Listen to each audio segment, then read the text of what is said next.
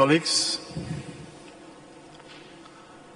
I now open the 10th meeting of the COP29, 10th meeting of the CMP 19, and 10th meeting of the CMA 6.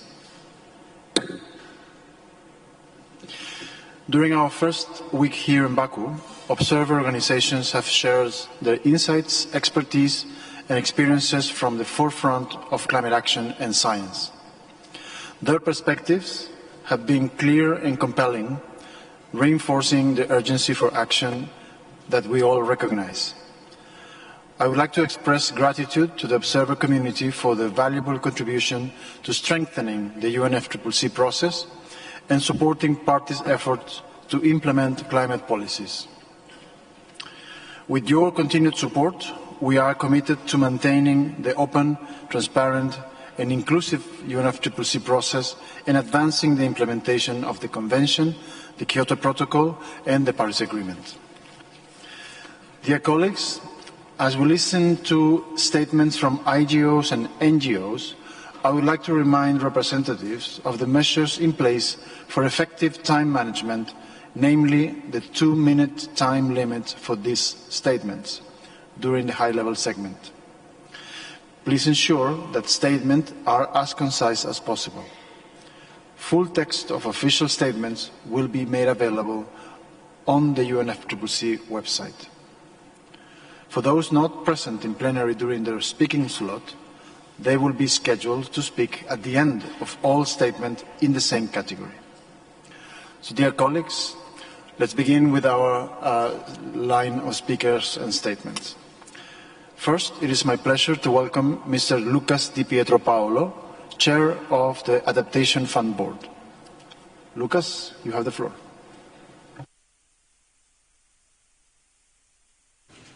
Julio?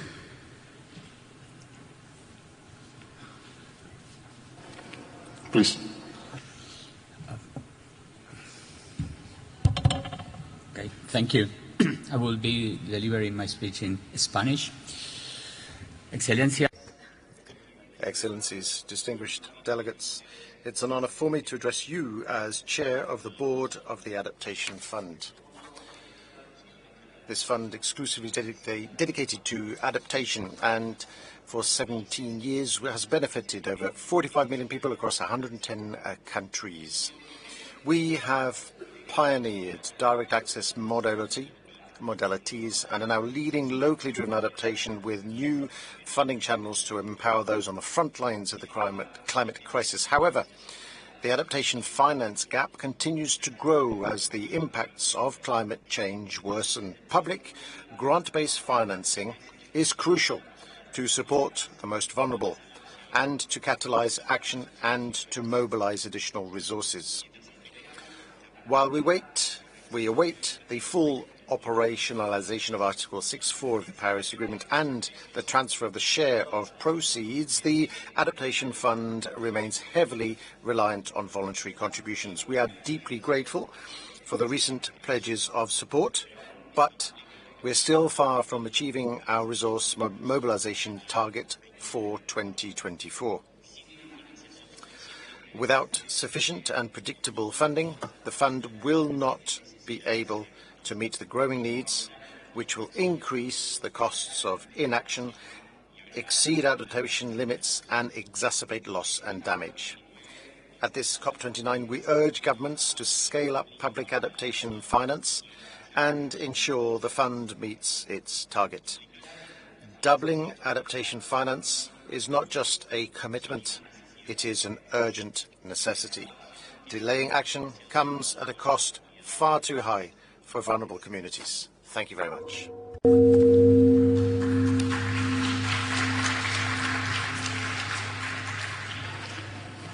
Muchas gracias, señor Di Pietro. Thank you very much, Mr. Di Pietro Paolo. Now it is my pleasure to welcome Mrs. Clarissa Arida, Acting Executive Director of the ASEAN Center for Biodiversity. Madam, you have the floor. Thank you.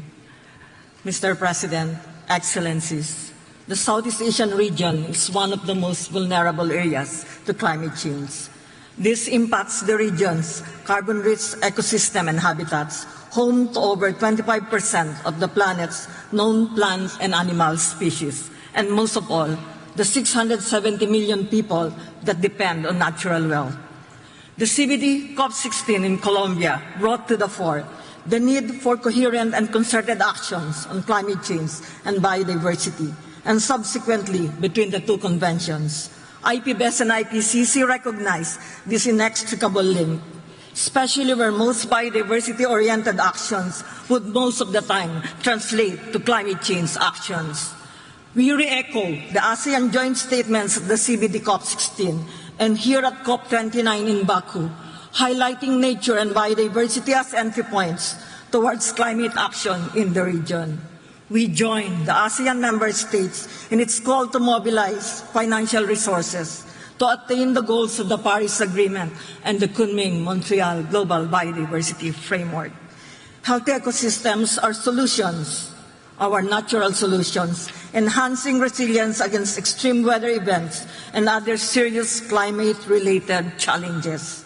By mainstreaming biodiversity into the climate action plans of development sectors such as agriculture, health, infrastructure, finance, and business sectors, we can address the interconnected issues our planet faces. The ASEAN Center for Biodiversity champions these synergies, collaborating with the ASEAN member states and partners to ensure that resources are effectively optimized for climate and biodiversity. The ASEAN Heritage Parks and the ASEAN Green Initiative demonstrate our commitment towards promoting nature as solutions in one of the most vulnerable and disaster-prone regions of the world. As one of the technical support centers in Asia to achieve the global biodiversity targets, we stand ready to play a key role in fostering coordinated and cohesive actions to address the interlinked crisis of climate change and biodiversity loss. Thank you, Mr. President.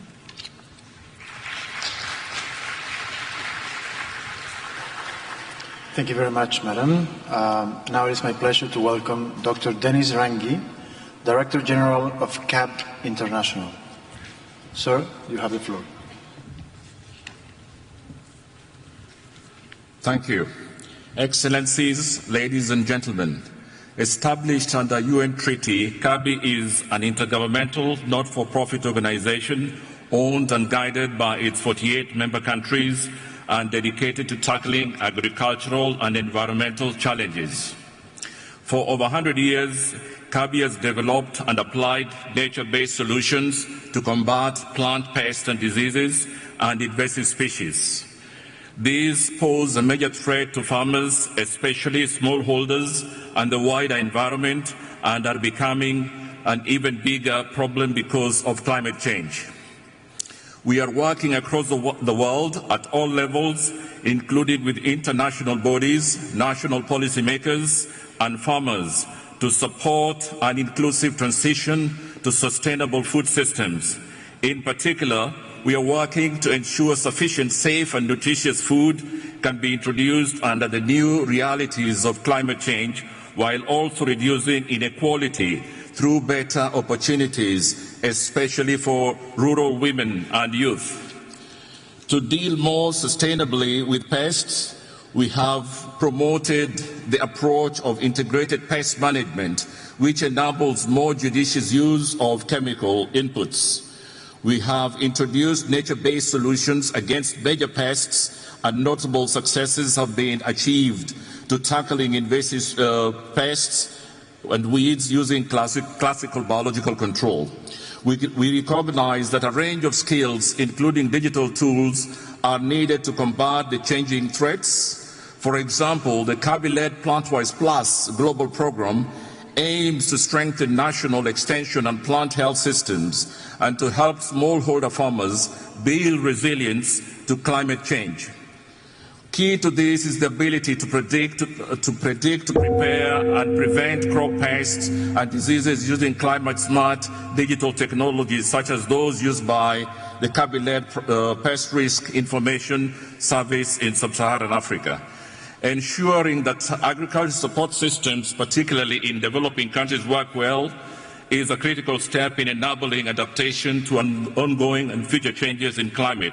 The ability of farming systems to sustainably grow more and lose less to pests. I thank you, Mr. President.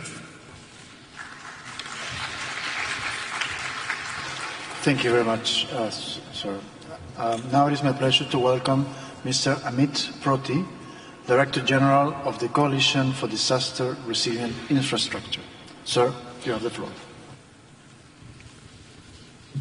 Excellencies, when disasters strike, lives are lost, services are disrupted, and repairs consume money that could have been used elsewhere. Globally, $845 billion worth of infrastructure is at risk from being damaged or destroyed each year, and 1.2 billion people are at risk from climate-induced disasters. The Coalition for Disaster Resilient Infrastructure, comprising 40 countries and 7 international organizations, commends the COP presidency's effort to prioritize the need of the most vulnerable and push for agreement on the new collective quantified goal and on climate financing more broadly. In the past month, we have witnessed devastating flooding in Valencia. Cuba has been hit by back-to-back hurricanes. 2024 is virtually now certain to be the warmest on record, with extreme heat a pressing global concern. Excellencies, ensuring sufficient adaptation financing to build resilience is essential.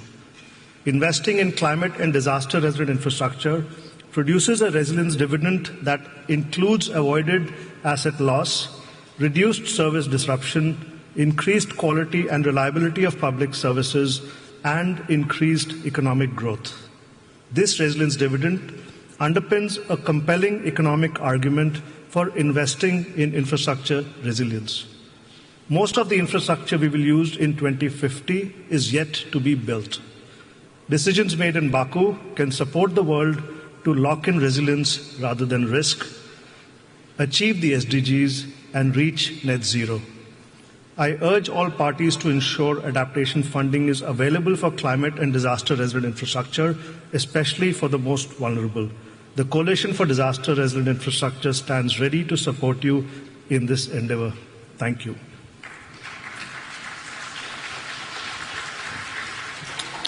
Thank you very much, sir. Now it is my pleasure to welcome the Right Honourable Patricia Janet Baroness Scotland of Astral, KC, Secretary General of the Commonwealth Secretariat. Madam, you have the floor. Mr. President, we meet at COP29 not only as leaders of nations and organizations, but as custodians of a planet on the brink. This is not just another summit. It is a moment of reckoning.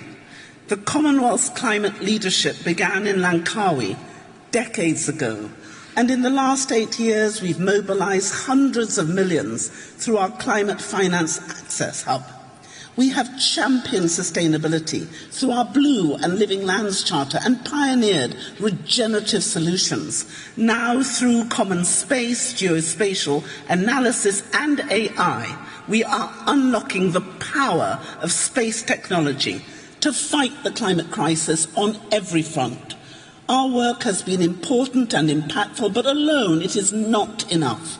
The harshest realities of climate change are borne by the nations least responsible for it. Rising seas, relentless heat, devastating storms, mounting debt. This is their daily existence. These nations look to us, not for promises, but for action, for justice, for change. And yet we are falling short. Let this be the moment. We refuse to fail. Finance must move, not tomorrow, but now. Partnerships must transcend borders, sectors and divisions. Justice must become more than a talking point. It must be our mission. We cannot wait for the next storm, the next famine, the next COP to spur us into action. The hour is late, but hope and faith still alive. Let us seize this moment with urgency and audacity. Let us leave indifference and division aside. Together, let us lead the world toward resilience, prosperity, and peace. Not for us, but for those who come after. Our people are watching. It is our duty to show them what true leadership looks like. And I thank you, Mr. President.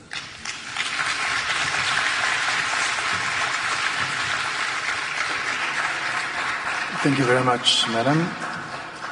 It is my pleasure now to welcome His Excellency Mohamed Hamel, Secretary General of the Gas Exporting Countries Forum.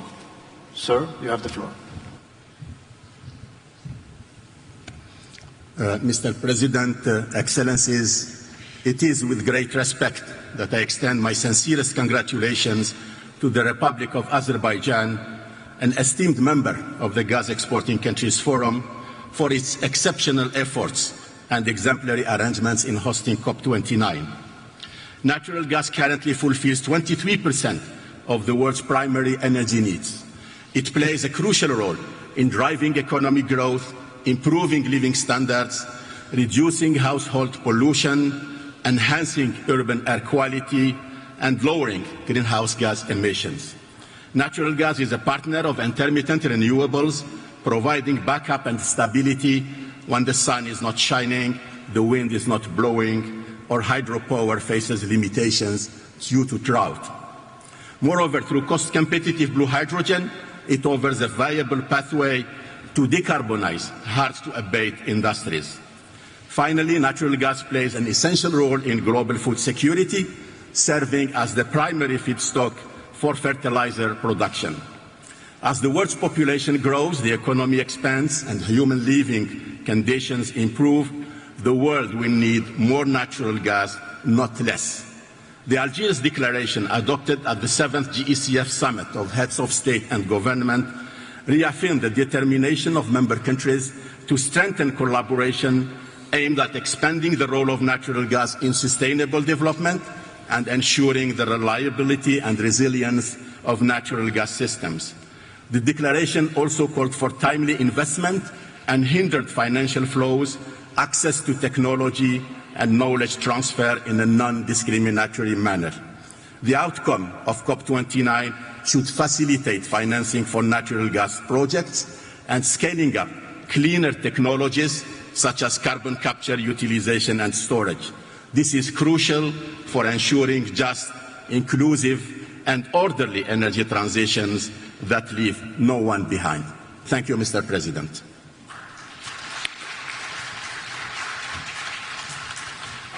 Thank you, sir. It is my pleasure now to welcome Mrs. Jan Beagle, Director General of the International Development Law Organization. Madam, you have the floor. Mr. President, Excellencies, for over 4 decades, the International Development Law Organization has championed the rule of law as a catalyst for fostering peace and sustainable development. Our experience has taught us that climate change is not merely an environmental challenge, it is fundamentally a crisis of justice. For this reason, IDLO believes that putting justice at the heart of climate action can accelerate the achievement of the goals of the Paris Agreement and the 2030 Agenda. Allow me to share 3 ways in which the rule of law can accelerate progress on climate action. First, we need fair laws and the institutional capacity to implement them. At the international level, they can promote the trust and accountability needed to mobilize climate finance and deal with issues of loss and damage equitably. At the national level, they can help countries deliver on their climate commitments, from the green energy transition to the implementation of effective mitigation and adaptation measures. Second, climate change is not gender neutral.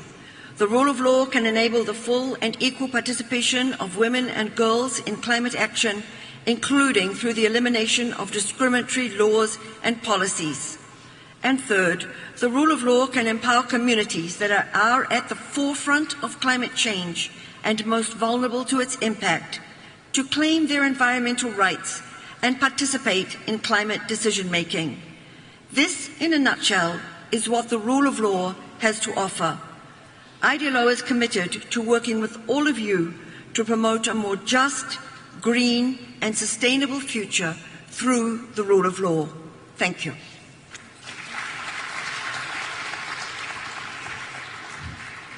Thank you, Madam. It is my pleasure now to welcome Mrs. Yosha Alouche, Director General of the International Institute of Refrigeration. Madam, you have the floor.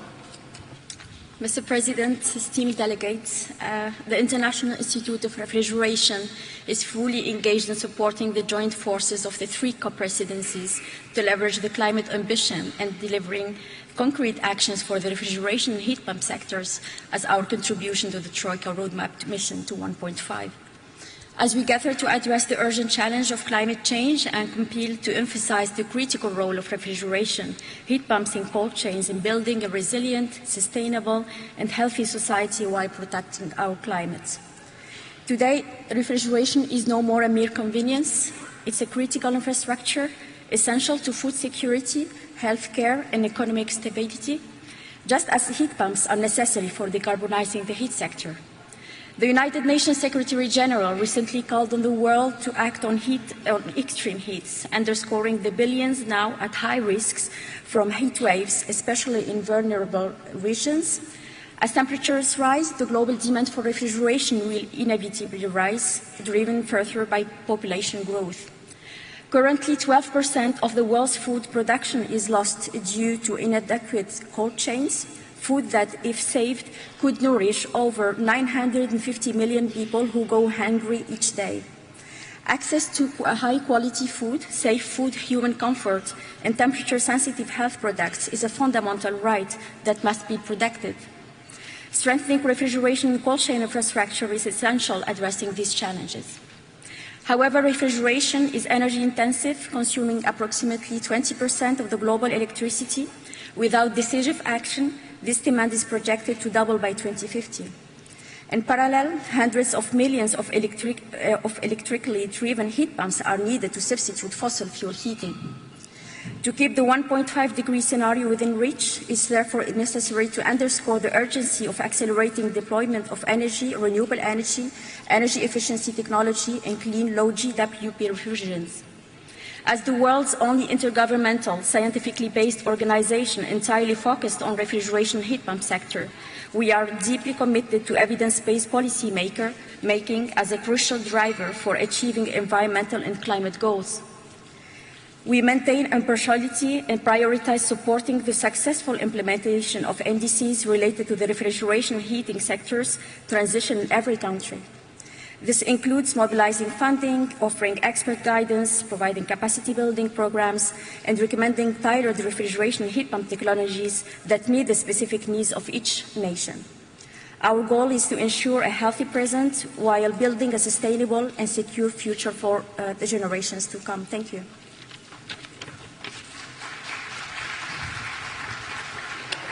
Thank you very much, Madam. Now it is my pleasure to welcome Dr. Ajay Mathur, Director General of the International Solar Alliance. Sir, you have the floor.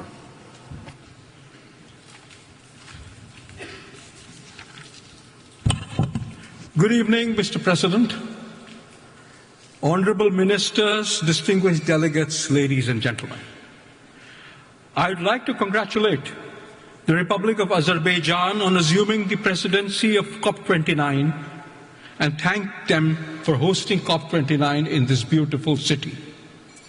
I stand before you representing the ambitions of the 120 countries that are signatories to the Framework Agreement of the International Solar Alliance.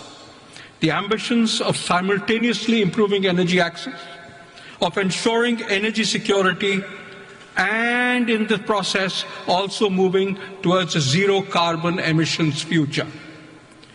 While solar energy in combination with allied solutions and technologies such as energy efficiency and energy storage is becoming more capable of meeting these ambitions every passing day, we note the deep challenge of asymmetry in 3 areas, none of which is more important than the asymmetry of financing that you are discussing here. We see that renewable energy sector is drawing an awesome amount of investments, 1.8 trillion last year, but nearly 90% of it goes to the OECD countries, China, India, and Brazil. All of Africa gets less than 3%. For overcoming this, it is required that we help lower the cost of finance available to projects in as many geographies as possible, not just through low-cost credit, but by also lowering the cost of risk perception of these projects. We have found that guarantees are a good means of achieving this, and are creating the Global Solar Facility to provide payment guarantees to investors who wish to invest in decentralized solar projects in Africa. We ask all countries to contribute to this guarantee mechanism. We at the International Solar Alliance would like to continue to develop solutions to such problems and request you to help us drive this further to amplify our impact so that we can together move to a future of zero carbon emissions. I thank you for your kind attention.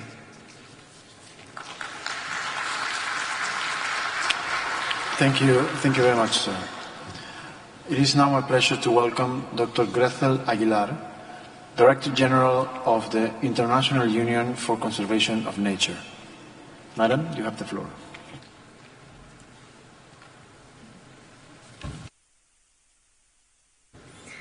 Mr. President, Excellencies, we are facing a deepening climate crisis. Commitments made so far are highly inadequate. The window of opportunity to limit warming to 1.5 degrees is rapidly closing. This has serious consequences for both humans and nature alike. According to IUCN's Red List assessments, 44% of the world's warm water coral species are now at risk of extinction, and 50% of global mangrove ecosystems face collapse by 2050. This is just one example of the devastating impacts of climate change that can have profound implications for communities and economies across the world. But we know what we need to do. Countries must accelerate the phase out of fossil fuels and protect, conserve and restore nature. COP29 is the finance COP. We need to leave Baku with a strong new collective quantified goal that is capable of enabling scale-up action on mitigation, adaptation and loss and damage. It must also provide more support for nature, indigenous peoples and local communities, and remain firmly gender responsive. Nature must be at the heart of everything we are doing here. And to achieve our goals, we need a united front. This calls for stronger synergies across all sectors and generations. Mr. President, the climate crisis is a human rights crisis. Every day, millions of people on this planet, especially the most vulnerable, are suffering and are demanding the right to a healthy environment, to housing, to maintaining their culture, and ultimately to life. We must act now. I thank you.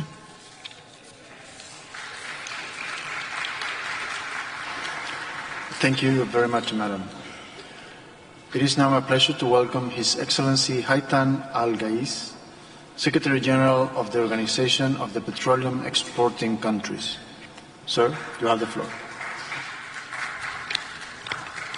Thank you, Mr. President. Excellencies, ladies and gentlemen. Today, almost 180 years on from the birth of petroleum in the world, actually it was here in Baku, Azerbaijan. Today, petroleum and petroleum-derived products continue to shape how we heat and cool our homes, construct our buildings, and transport ourselves from A to B. Oil and gas remain vital to producers and consumers around the world. As His Excellency Azerbaijan's President, His Excellency Ilham Aliyev, emphasized at the opening of COP29, they are indeed a gift of God. They impact how we produce and package and transport food and how we undertake medical research, manufacture, distribute medical supplies. I could go on forever. However, access to the benefits of these products, benefits unfortunately often taken for granted, is far from universal. There remain around 685 million people around the world without access to electricity, and 2.1 billion who continue to rely on unsafe and inefficient cooking fuels. The great challenge at hand is ensuring energy accessibility, meeting rising energy demand, enhancing energy security while maintaining energy affordability, and of course, reducing emissions. OPEC has consistently advocated a balanced approach where nothing and no one should be dismissed. We need to embrace all energies, leverage all the available technologies, and ensure that the needs of all peoples around the world are taken into account. This means recognizing that the focus of the Paris Agreement is reducing emissions, not choosing energy sources. It also means developing, transferring and financing all forms of viable technologies. And it means developed countries fulfilling their obligations to meet funding gaps and scale up climate finance. Each party has the right to chart its own pathway to a sustainable future, ladies and gentlemen.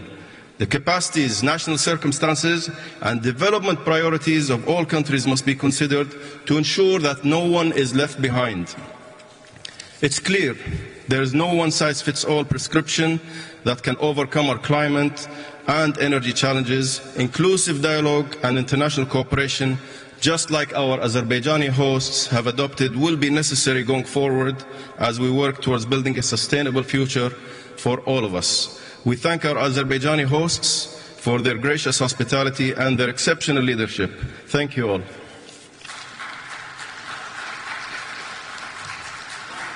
Thank you, sir. It is my pleasure now to welcome His Excellency Baron Diva Vesi Waka, Secretary General of the Pacific Island Forum Secretariat. Sir, you have the floor.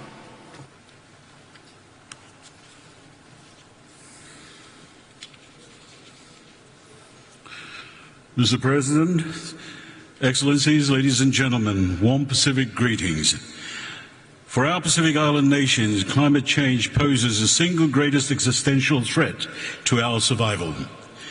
The rising sea levels in our blue Pacific Ocean endanger our lives, our culture and tradition. The 1.5-degree goal in the Paris Agreement represents a critical threshold in our fight for survival.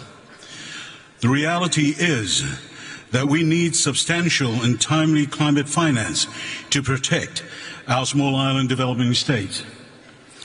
With this in mind, here at COP29, we expect the NCQG to offer accessible, simplified funding that reflects our unique circumstances. In parallel, Pacific Resilience Facility, a Pacific-led solution to address the issue of access to climate finance, is set to be operational in 2026. And I acknowledge and thank our partners who have generously committed to supporting this facility. Your contributions are not just financial, but are a lifeline for our future. And I invite additional contributions to strengthen our collective efforts. Mr. President, financial support alone cannot save our planet without tackling the root causes of climate change. For us in the Pacific, transitional from fossil fuel must be just and equitable to prevent unfair burden on our communities. And yes, the Pacific is at the forefront of the climate crisis. For this reason, our leaders welcome the opportunity to co-host a Pacific COP31 in Australia. And this partnership will allow us to welcome you all to our shores. Excellencies, I say to you, We save the Pacific, we save the world. Let us not live here with the future of our blue planet hanging in the balance. Thank you.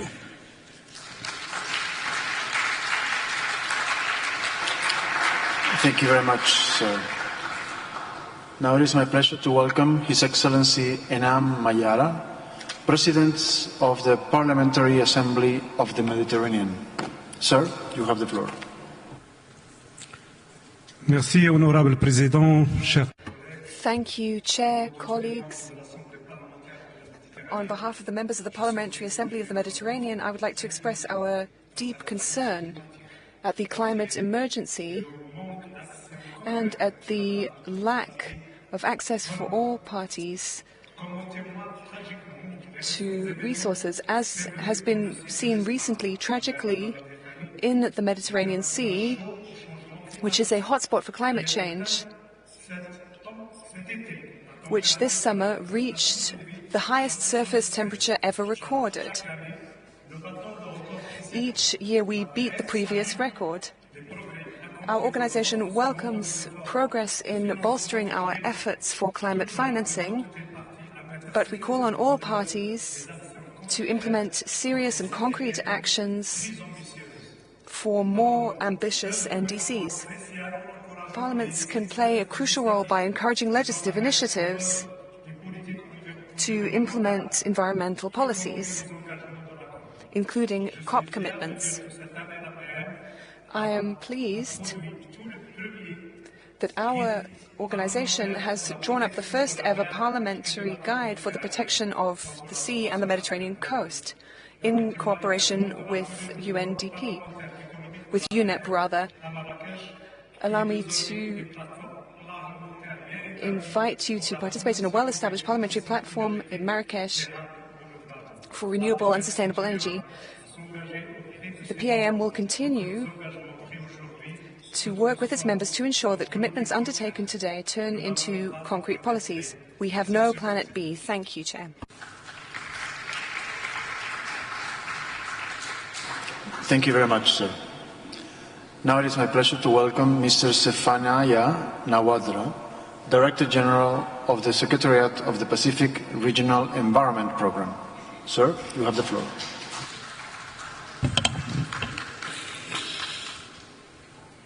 Mr. President, salam and warm Pacific Island greetings.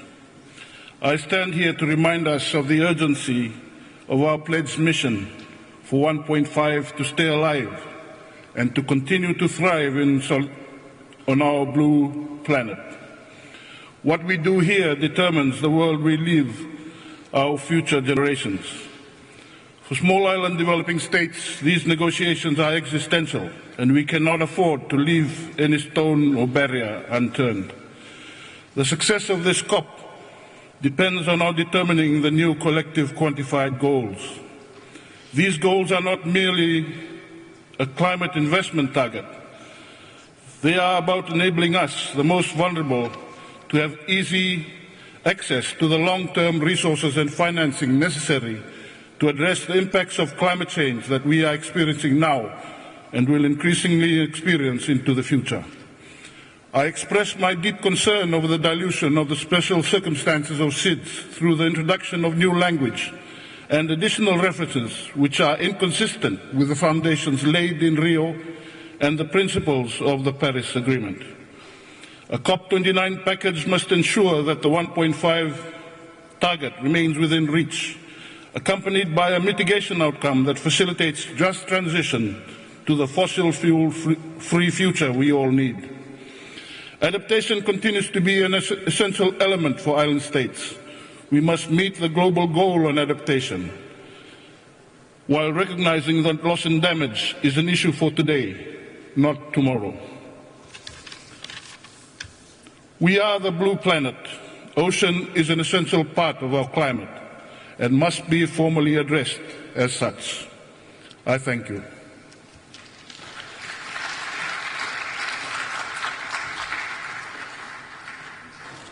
Thank you, sir. It is now my pleasure to welcome Mr. Norbu Wangchuk, Director General of South Asia Cooperative Environment Program. Sir, you have the floor. Mr. President, Excellencies, ladies and gentlemen, as the Director General of the South Asia Cooperative Environment Programme, COP, I'm honored to represent South Asia region at COP29 at a critical time for our planet. South Asia is one of the most vulnerable regions to climate change. Some even believe that South Asia will be the #1 casualty of climate change. The risks of climate change are no longer about the future of our children. It is a daily fight for our lives and livelihood.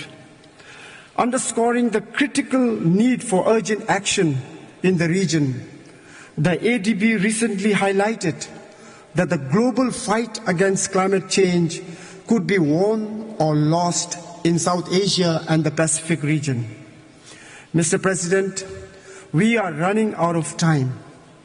The tipping threshold is dangerously close. In South Asia, the unprecedented glacial melts in the Hindu Kush mountains must be addressed with urgency. The risk of low-lying regions being submerged is imminent without immediate and decisive climate actions. As a vulnerable region, we welcome the progress made on the Loss and Damage Fund. This fund is not just a financial mechanism. It is a lifeline to provide critical and urgent support to the most vulnerable communities, helping them recover and rebuild in the face of climate disasters. SACEP stands ready to lead and facilitate regional collaboration for a climate-resilient South Asia. But our efforts must be matched with global solidarity and commitment. The challenges we face are immense, but so is our resolve. Today, we must act boldly, decisively, and with unwavering determination to safeguard the future of our region and our planet.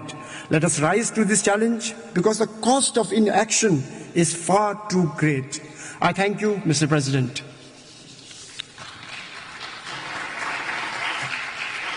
Thank you, sir. It is now my pleasure to welcome His Excellency Dr. Salim Mohammed Al-Malik, Director General of the Islamic Educational, Scientific and Cultural Organization. Sir, you have the floor. Mr. President, I will deliver my speech in Arabic. Bismillahir Rahmanir Rahim. In the name of Allah, most compassionate, most merciful, peace and blessings be upon you. I would like to extend my appreciation and thanks to the Republic of Azerbaijan for the gracious hospitality they have extended to the world to meet and reach a consensus. Now that we are here at this high-level meeting, the whole world is watching in a very precious moment. For we are all busy in a world that is ravaged by war, overshadowed by threats, and threatened by famine. It is our duty towards those who are watching to be up to their expectations and aspirations. It is a huge responsibility. Let us not repeat ourselves. You are all well aware that international conferences are becoming increasingly similar in terms of their visions and words, making them too indistinguishable from one another. Nevertheless, I wish Baku's COP the best of luck in this regard, given their seriousness and preparations. I will be concise and present 2 points. The first one is as follows. It is important for us to try to achieve a convergence because we do influence one another. The simplest violation to the environment in the north automatically affects everyone in the south. As the Prophet said, the parable of the believers in their affection, mercy, and compassion for each other is that of a body. When any limb aches, the whole body reacts with sleeplessness and fever. Humanity's will and interest are all intertwined, which leads me to my second point. It is essential for us to use equality-based approaches if we truly want to survive as a world. Let us maintain equity in financial distribution as per our duty to conserve the environment and the climate. It is also important to exchange success stories to ensure practicality and innovation. Let us be all generous in this regard, and let us all remember that we are all in the same boat, and that any selfish act of narrow interest will be a threat to the whole boat. I present these two ideas to you, and I wish you the best of luck in this COP in a very harsh environment. And once again, I'd like to thank Azerbaijan, and peace and blessings be upon you all. Thank you very much, sir. It is now my pleasure to welcome Mrs. Alenka Smerkolji, Secretary General of the Permanent Secretariat of the Alpine Convention. Madam, you have the floor. Mr. President, Your Excellencies, ladies and gentlemen. First and foremost, I extend my gratitude to the Republic of Azerbaijan as COP presidency and to the UNFCCC Secretariat for their commitment and efforts in organizing this climate conference. We are all here because we know that working across borders is essential if we are to face a global emergency. However, not only need to overcome national borders, but also sectoral ones. With climate action, it is not about deciding between mitigation and adaptation. It is about accelerating both. Furthermore, we can't deal with climate change as if it were an isolated crisis. It is interconnected with biodiversity loss, land degradation, and people's well-being. The need to reinforce synergies between the three Rio Conventions was indeed one of the main messages of the recent COP16 of the Convention on Biological Diversity. And here, mountain environments can play a role as pilot areas. Within the Alpine Convention, we have 33 years of experience in cross-border cooperation and cross-sectoral cooperation at regional level. We try to work to protect and sustainably develop the European Alps. This treaty was signed because mountains deserve special attention. Mountains are hotspots of biodiversity, providers of clean water for billions of people worldwide. Yet, they are among the first victims of climate change. The expert dialogue on mountains and climate change convened by the SAPSTA chair last June was an important landmark at the UNFCCC processes. I hope that such opportunities for exchange will be provided again and again in the future and might be extended to the CBD and other processes. Next year, mountains will particularly be in the spotlight since the United Nations General Assembly declared 2025 the International Year of Glaciers Preservation. Glaciers are emblematic sentinels of climate change. Let us do what we can to halt their melting. We know the science. We also know that our actions are currently far away from what it is necessary.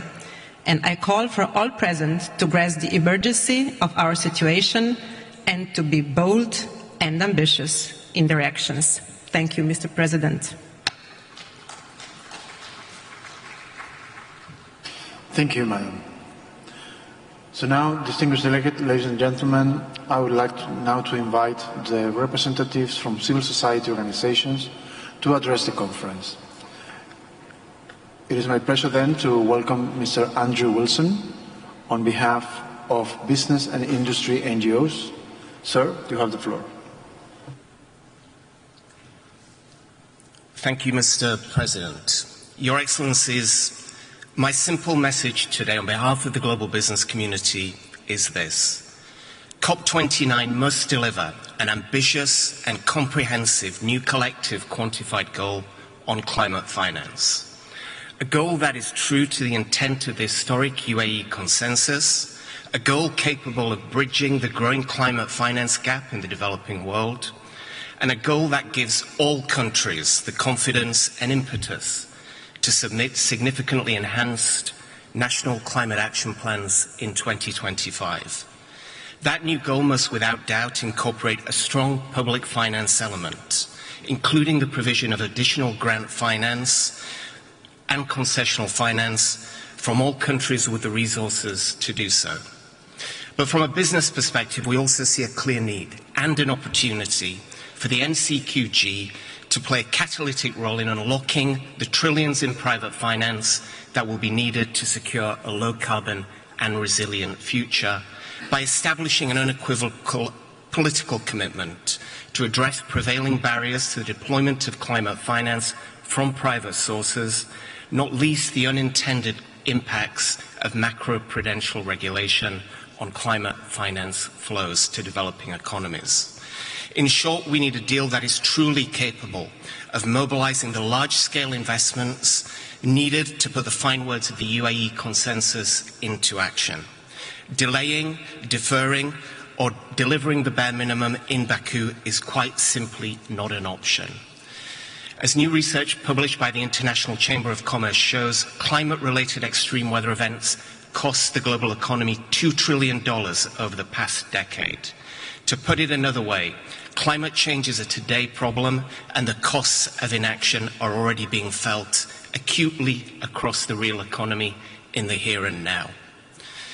Excellencies, delivering a comprehensive NCQG will be an extraordinary achievement for multilateral negotiation, and it is in your grasp.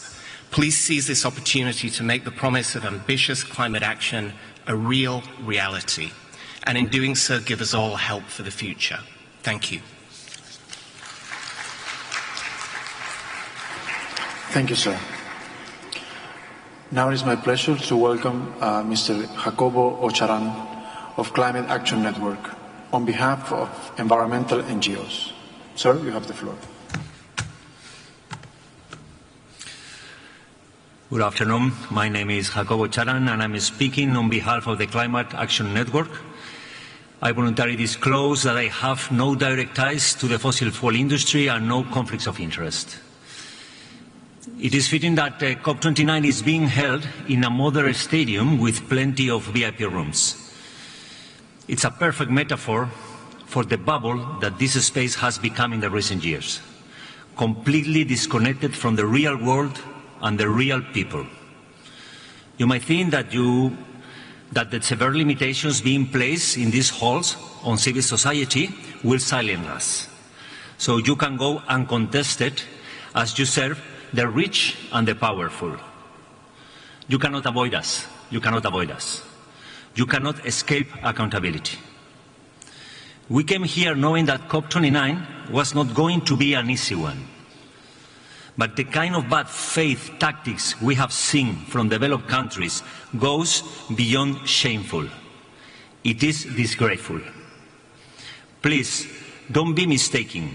We see very clearly the age of old colonial strategy of divide and rule that you are trying to deploy. In the face of these disgraceful attempts, we urge developing countries of the Global South to stand united with courage and stand up for the rights of civil society. If the Global North has any intentions of confronting the legacy of historic injustices, it can start by paying up. The Global North must provide trillions of dollars in public grants-based finance to developing countries to pay up the debt of years of climate injustice. The repayment is essential to cover the escalating cost of climate impacts, loss and damage, adaptation, and just transition. We will not accept private investment or non-concessional loans as substitutes for this commitment, as they only increase the burden on poorer nations. There cannot be climate justice without gender justice and human rights. Ceasefire now. Defund genocide.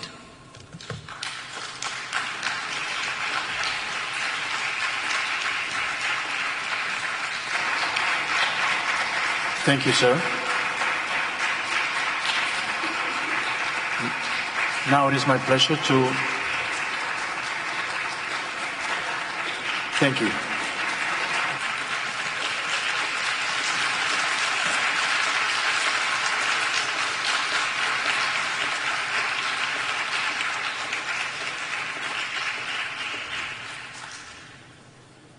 Thank you. Now it is my pleasure to welcome Mrs. Rachita Gupta of Demand Climate Justice Now on behalf of environmental NGOs. Madam, you have the floor. Thank you.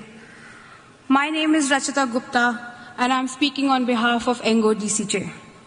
I voluntarily declare that I have no ties with fossil fuel industries or other emission-intensive industries and no conflict of interest. We know there are nearly 1,800 fossil fuel lobbyists at COP29. Every year, half my country suffers from devastating heat waves, while the other half is ravaged by floods. And the very criminals who have polluted our world, my home, are now here to pollute these talks supported by global north countries. And they have been doing it for nearly 30 years. We and our communities are being destroyed by wildfires, floods, typhoon, drought, climate crisis-induced destruction and devastation. And we are not the ones responsible for it. It is you rich countries and your fossil fuel buddies. Your hunger and greed have looted our lands, our water, our forests, and with it, our very future. We are here for a finance COP, and it is increasingly turning into a bankrupt COP as you developed countries continue to deny your historical responsibility. We demand an ambitious NCQG of $5 trillion USD per year as new public, grants-based and non-debt creating climate finance for mitigation, adaptation and loss and damage. You can't lie to us that you don't have the money. You provide $1 trillion USD in subsidies to fossil fuel companies and $1 trillion USDs to your militaries. You would rather fund war, conflict and genocide than climate action. You want us to instead sell our lands and resources as carbon markets to continue your imperialism and colonialism. Now I call on our governments to stand up, stand strong against the dirty tactics of the rich countries. You are here representing millions of people back home. A bad deal, the one that shifts the burden to global south countries or dilutes the global north's obligations, is worse than no deal at all. Don't let global north governments derail this process and sow division. Our power lies in our solidarity. We simply cannot afford another shameful and empty outcome. We are asking for our right to exist. Defund genocide, fund climate justice. Thank you.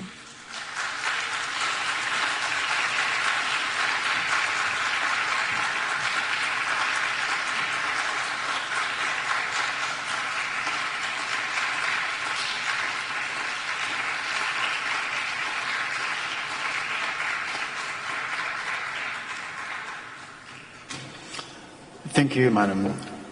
Now it is my pleasure to welcome Mrs. Betty Chinyamunyamu on behalf of farmers and agriculture NGOs. Madam, you have the floor.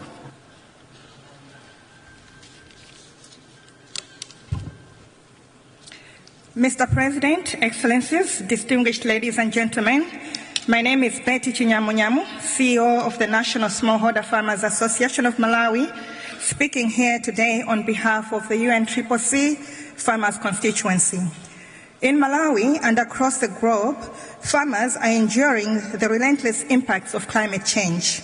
Extreme weather patterns, prolonged droughts, erratic rainfall, and frequent floods are destroying not just our crops and livestock, but our entire livelihoods and future. We therefore urgently call for climate action that prioritizes the needs and solutions of farmers and is supported by adequate means of implementation. Access to land and water, availability of knowledge and information, adoption of locally appropriate technologies are not luxuries, they are necessities. Food security must remain at the heart of climate policies, and farmers' rights must be at the core of proposed solutions, including the development of carbon markets. We also seek greater inclusion of farmers in UNFCCC processes and a strong role for us in the implementation of COP decisions. While farmers around the globe have borne the brunt of a quart of climate-related losses and damages between 2008 and 2018, our constituency has not been included in the loss and damage fund governance. This needs to change. Let us work together to cultivate a future where farmers thrive, agriculture and food systems endure, and no one is left behind. The soil beneath our feet may be humble, but it holds the promise of life, resilience, and hope, not just for farmers, but for everyone. Thank you.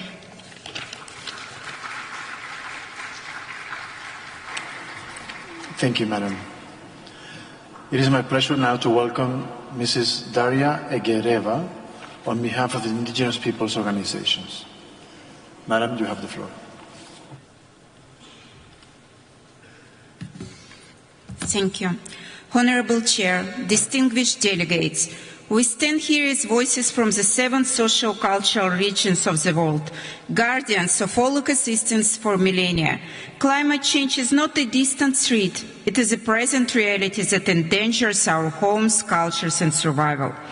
All parties must reaffirm their commitment to the UN Declaration on the Rights of Indigenous Peoples, our right to self-determination, including free, prior and informed consent. These are not just principles, these are essential to ensuring our survival and dignity. The NCQG must be guided by our perspectives and voices in its design and implementation, with a focus on ensuring direct and equitable access to funding for all indigenous peoples. Finance must empower rather than burden us. Conditional loans that undermine autonomy are unacceptable. Adaptation actions must position us as crucial partners. Our knowledge systems, deeply rooted in harmony with nature, are vital drivers of our effective adaptation strategies. Excluding them risks not only our survival, but also the success of global efforts to tackle the climate crisis. Let us be clear, our survival is deeply intertwined with the health of the planet. The ecosystems we protect and the wisdom we bring are integral to the global response to climate change. By fully including us in all decision-making processes, you help secure humanity's most valuable resources for resilience. Finally, we call on all parties to recommit to the 1.5 target, phasing out fossil fuels and transitioning to sustainable systems that embody the human right to a clean, healthy and sustainable environment. Our leadership, underpinned by our knowledge systems, offer hope and solutions in this collective fight for survival. Honourable delegates, let COP29 be remembered as a turning point where our voices were not only heard but acted upon. Together we can chart a path to a just, equitable and resilient future for all. Thank you.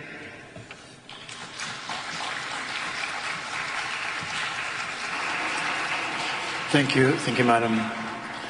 It is now my pleasure to welcome Mrs. Marjorie Kaufman on behalf of local government and municipal authorities. Madam, you have the floor. I will speak Portuguese. Boa tarde, Presidente. Good afternoon, ladies and gentlemen, and especially it is an honor to speak to you today on behalf of the state of the Rio Grande do Sul in Brazil, ICLE and LGMA. In May 2024, the state of Rio Grande do Sul suffered the worst climate disaster in its history, a flood that affected 95% of its municipalities. We know that many cities and regions around the world are facing these climate emergency realities almost every year. It is crucial that disaster prevention and response efforts are coordinated between the national and subnational levels with more flexible resource flows for extreme events. Our climate action plan, with the support of ICLE, is being developed with and for the 497 municipalities that make up the state of Rio Grande do Sul.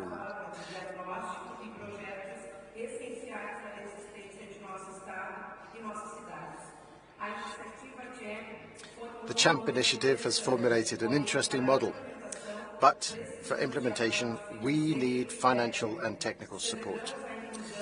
We welcome the inclusion of the recognition of climate federalism and the CHAMP initiative as a tool to implement the new Brazilian NDC. For COP29 in Baku, hundreds of cities and regions under the LGMA Constituency Assembly have proposed 3 demands. Number 1, accelerate multi-level action. Number 2, finance urbanization. And number 3, integrate climate action with sustainability. We need climate finance that focuses on grants, not loans, so that all levels of government can have a just transition. And we need to build synergies between mitigation, adaptation, and biodiversity to create a healthier planet. We must also ensure that Baku leaves a concrete legacy.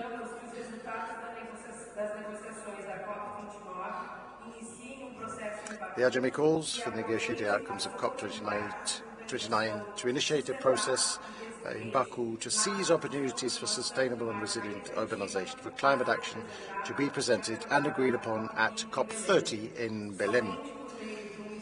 Only through multi-level effort will we be able to mitigate the impacts of climate change and ensure a safer and more sustainable future for all. Thank you.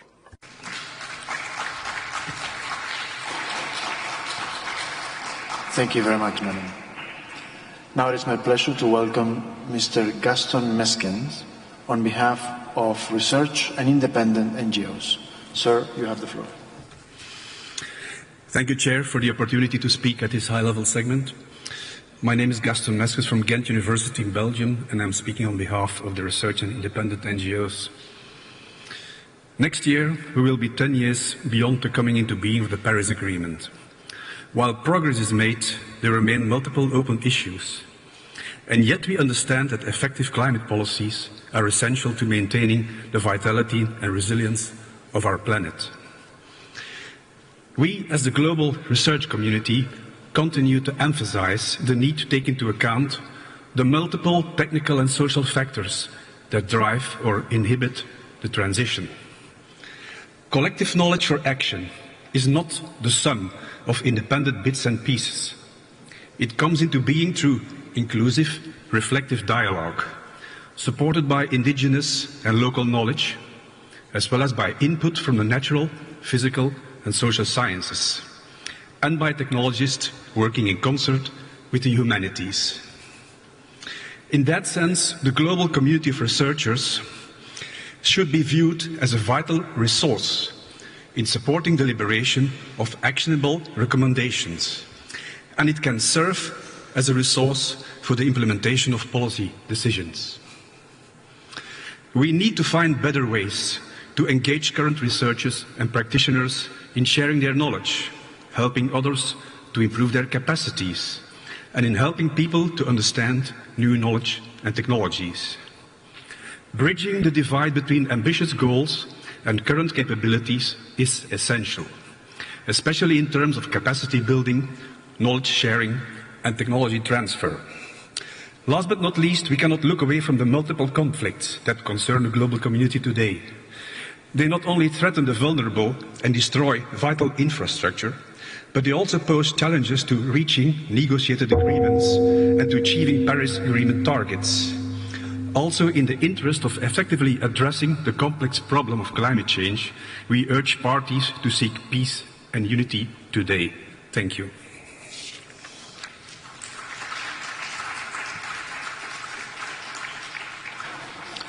Thank you, sir. It is now my pleasure to welcome Mrs. Joy Hernandez on behalf of trade union NGOs. Madam, you have the floor. Thank you, Chair. I'm from the International Trade Union Confederation Asia Pacific, and I speak on behalf of trade unions worldwide. We defend the rights and livelihoods of our nearly 200 million members. I declare that I have no conflict of interest with the fossil fuel industry.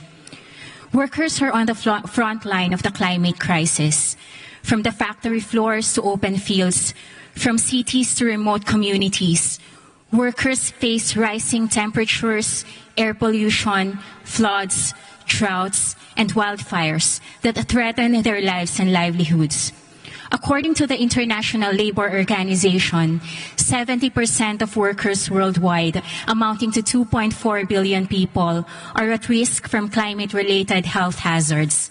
This burden falls disproportionately on workers in the Global South, in conflict zones, and in vulnerable sectors like care work and the informal labor, where women are overrepresented. Yet, the voice of workers and their organizations are sidelined from crucial discussions that are affecting their livelihoods and futures. We call on all governments to honor the commitments made in last year's Just Transition Work Program and to take decisive action. This means mobilizing radical and ambitious climate finance through a new collective quantified goal that ensures just transition in trillions, not billions. Public grant-based finance from global north countries is urgently needed to support developing countries in building resilient zero-carbon economies. Above all, we need deep systemic change that protects both human rights and workers' rights, with policies ensuring a future with living wages, safe and healthy working conditions, access to skills development, social protection, and long-term security. This is not just about sustaining jobs, but about creating new opportunities within an economy that respects our environment and upholds people's dignity. Finally, climate action is also about ending violence, wars, conflicts, and repression everywhere. There will be no climate justice without peace and social justice. Ceasefire now.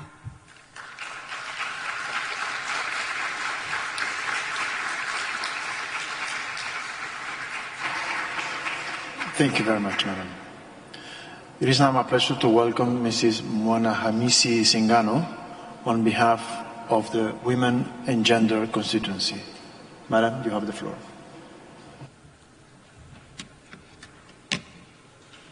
Climate crisis, biodiversity loss, patriarchy continue to contribute to gender injustices, depriving women, children of their rights, their livelihood, and in some cases, their lives.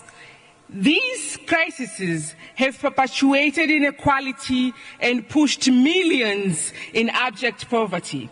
The Lima Work Programme on Gender, established in COP29, marked a critical step in advancing gender justice within the global climate framework.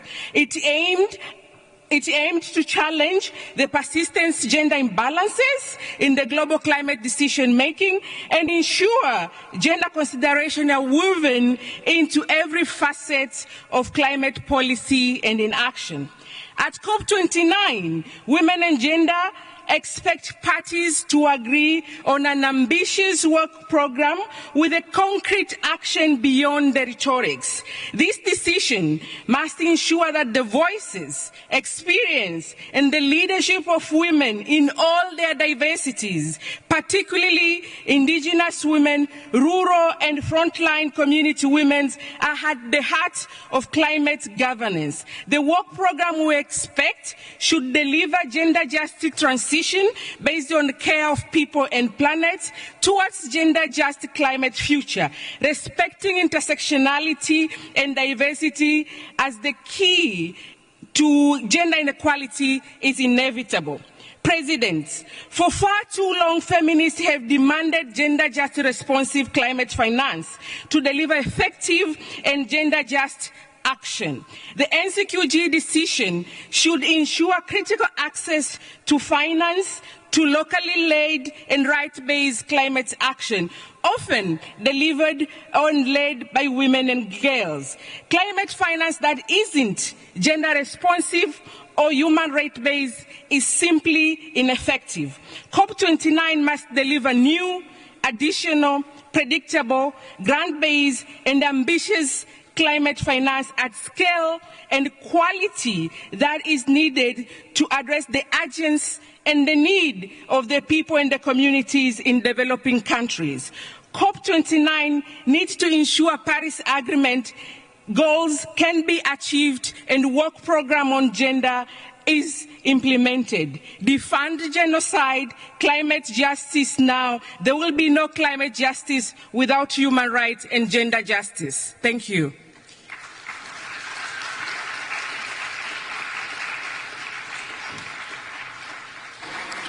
Thank you very much, Madam. Now it is my pleasure to welcome Mrs. Adela Esther Tuitui and Mr. Simpilo Siabuanta on behalf of the Children and Youth NGOs. You have the floor.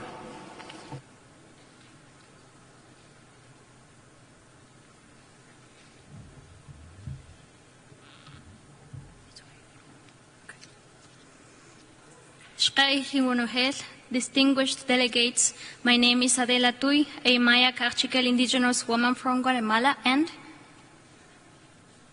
my name is Simpiro Siawanta from Zambia. We speak on behalf of the Children and Youth constituency, Yango.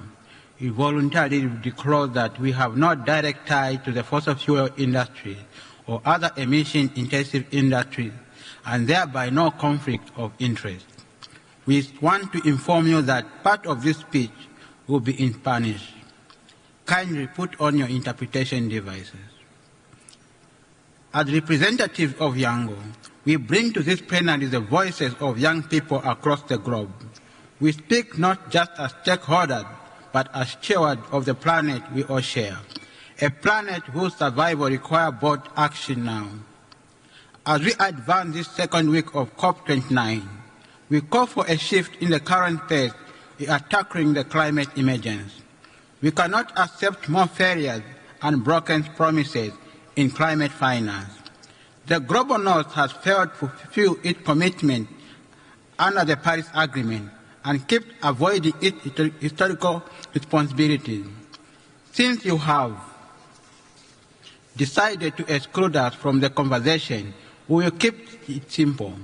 The new collective quantified goal must be grants, not loans, based on human rights and protecting the rights of indigenous people and vulnerable communities, including Afro-descendants, addressing loss and damage, and it must save all people and communities.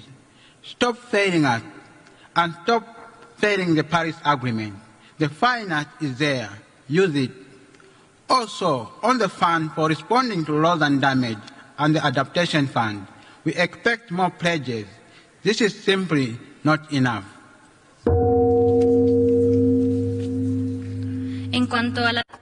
As to adaptation, we appeal for strengthening the financial flows to support resilience projects driven by communities. And the current financing for adaptation remains insufficient. We urge for the implementation of the framework for the global goal with strong support by the youth, indigenous peoples and civil society. Within the mechanisms that we use, we must give priority to indigenous knowledge under the principle of free, prior and informed consent. In addition, we ask for the support of developed countries for the development of and implementation of national adaptation plans. Mitigation is important, but it shouldn't happen unfairly. Young people ask for just transition focused on renewable energies, sustainable jobs, and respect for human rights. It is time to get rid of fossil fuel subsidies and use the resources freed up to support innovation and guarantee a fair, just future for all generations. The climate crisis is not gender neutral. Women and marginalized genders, particularly in the global south, are disproportionately impacted, yet they remain underrepresented in decision-making processes. We urge parties to enhance gender-responsive mitigation and adaptation strategies, embedding gender equity into nationally determined contributions as well as financial mechanisms. Finally, climate security must take its rightful place as a cornerstone of negotiation. The climate crisis is fueling conflict, displacing millions, and threatening global peace. We call to acknowledge the nexus between climate and security and establish a task force to address this systemic threat, include youth in peace-building processes, for we are not only advocates but also builders of lasting solutions. This is not just a plea, it is a demand for accountability, inclusivity, and ambition. We are already driving the change. Don't stay behind. Nosotros ya estamos. We are already leading change. Do not be left behind. There can be no climate justice without gender justice. Human rights. Ceasefire now. Defund genocide. Matyoshi Wanohe.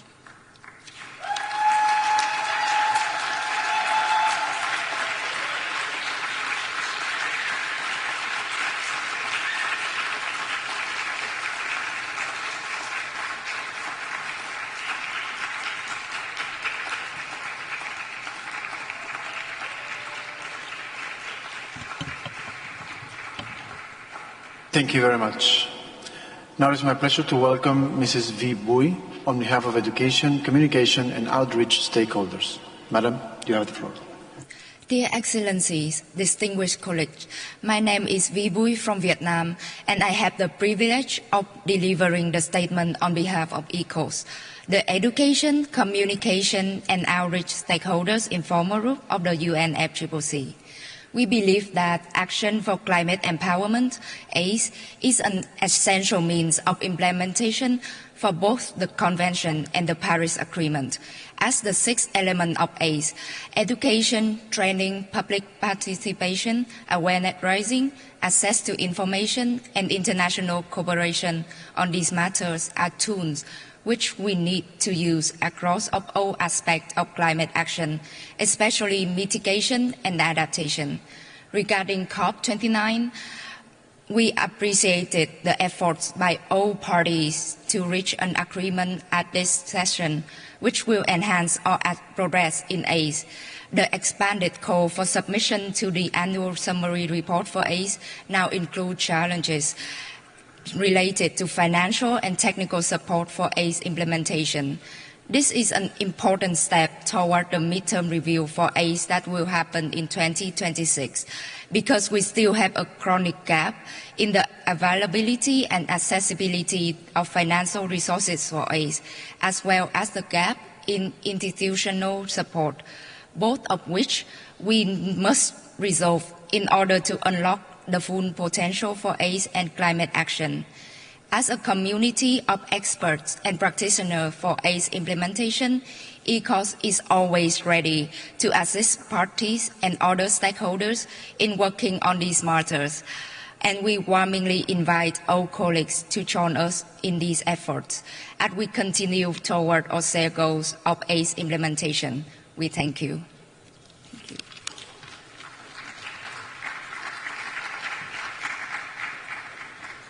Thank you very much, Madam. It is now my pleasure to welcome Mr. James Williams on behalf of the faith-based organizations. Sir, you have the floor.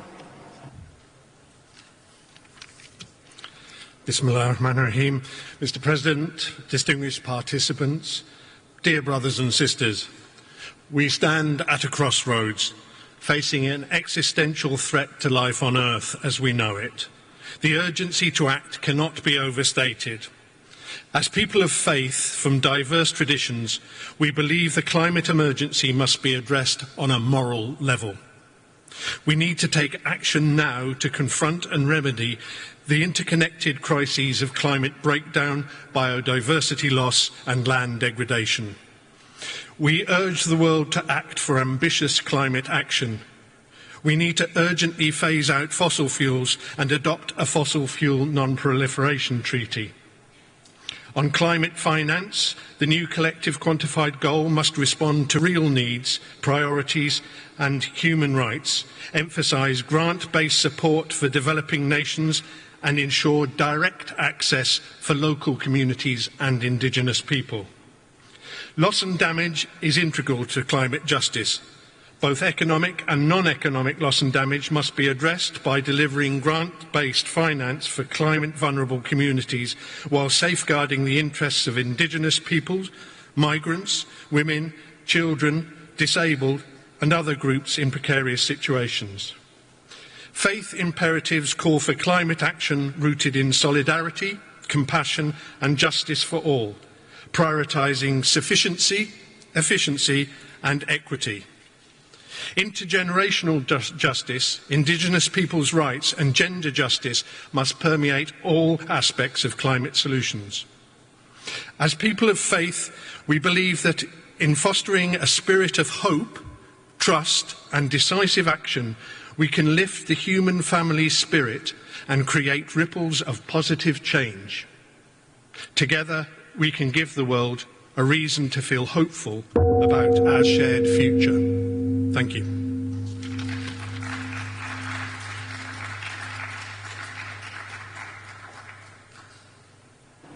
Thank you very much, sir. It is now my pleasure to welcome Mrs. Nadia Haddad on behalf of the Disability Caucus. Madam, you have the floor.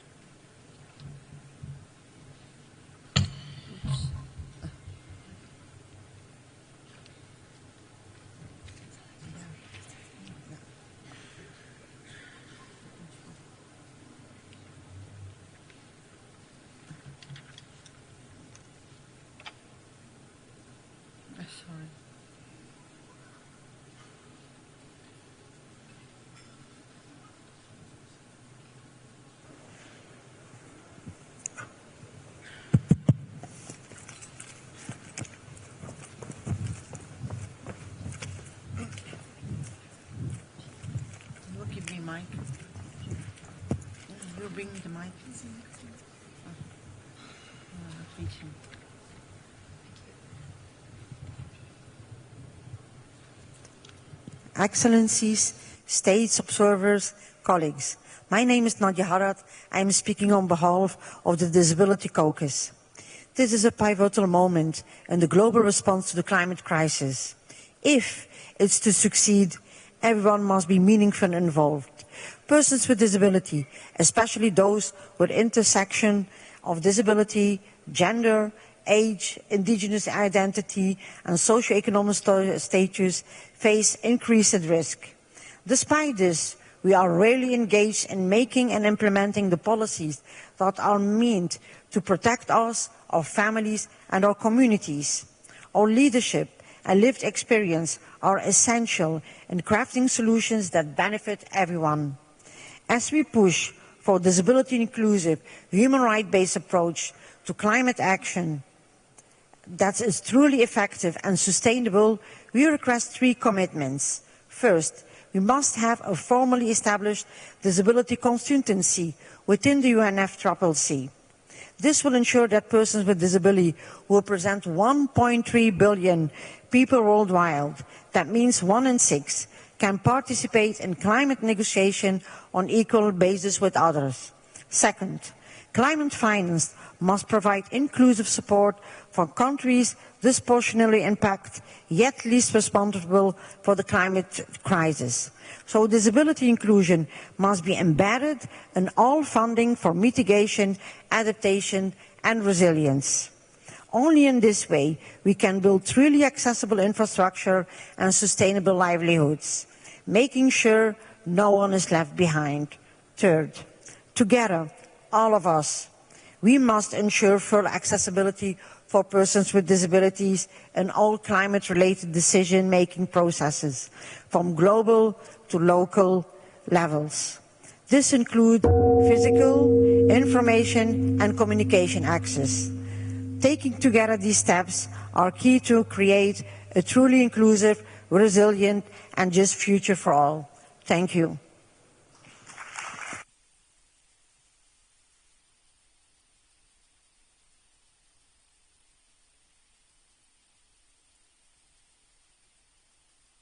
Thank you very much, Madam. Dear colleagues, I thank all IGOs and NGOs for your statements. Distinguished delegates, this brings us to the end of the statement by IGOs and NGOs and the end of the second part of the high-level segment. With this, I declare this joint meeting of the COP, CMP and the CMA adjourned.